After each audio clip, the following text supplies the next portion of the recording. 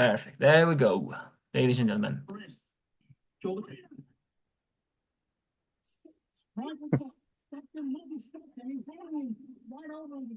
I believe God this, bless Michael.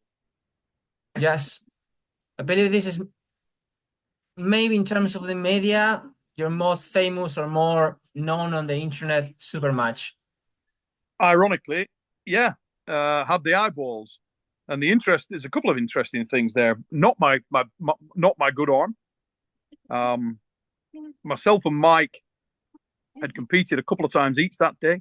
Michael had competed once. I'd competed Yes. twice. I pulled against a fellow called Ryan Clark, who was the US national champion that day, and I pulled against Nino Salvatore Yes. that day. So I pulled two matches. Those matches can be seen. I pulled those matches and I won comfortably. I was about 10 to 15 kilos lighter than Mike. But Mike had also pulled a guy called Martin Vodak. He's a very strong Czech Republic puller, long-range guy. And myself and Mike had met before. People think this is myself and Michael's first go-round. Not at all.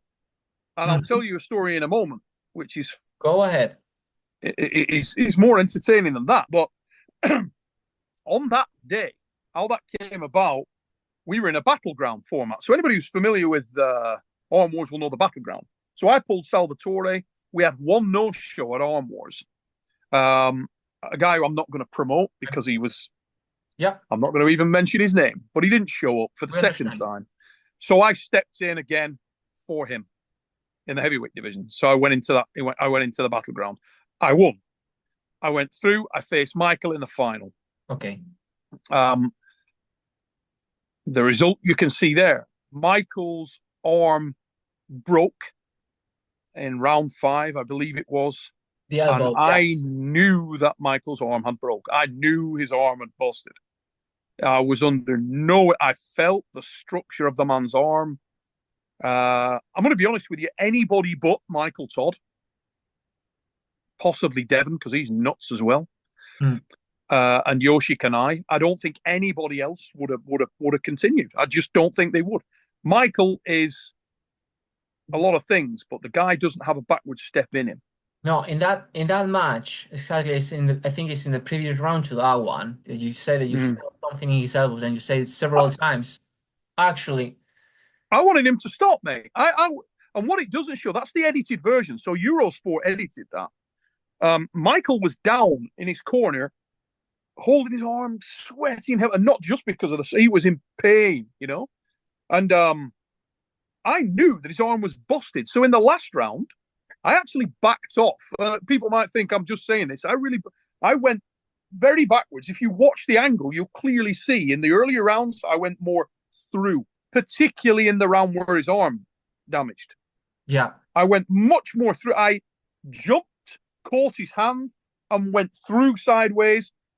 And I had no intention of hurting Mike. Mike is a very good friend of mine for many, many years. But I felt something bust in his arm. And I thought, oh, shit. Something bust in your arm. And I said to him, dude, your fucking arm broke then. Yeah, I mean, it's literally something here. hurt. I think you can see it. And then when we were setting up, anyway. We went to set up. And we were in the setup. And I don't load, but Michael wants to stop me. I'm going with no load, and Michael's putting load on. And he pushed to the side a little bit, and I just pushed with my tricep to get myself back out. And as I blocked with the tricep, his arm sort of went boom, boom, like two bit, and it moved. But it moved significantly, not like a little bit. It moved a long way, like maybe half an inch or something. It moved a long way. And I was like, oh, shit. Your arm is definitely broke, Mike. Something's busting your arm. And I told the referee, I swear to God, I told the ref, I'm like, his arm is fucked. Yes. And Michael was pissed. He was thinking I'm trying to get out of the match.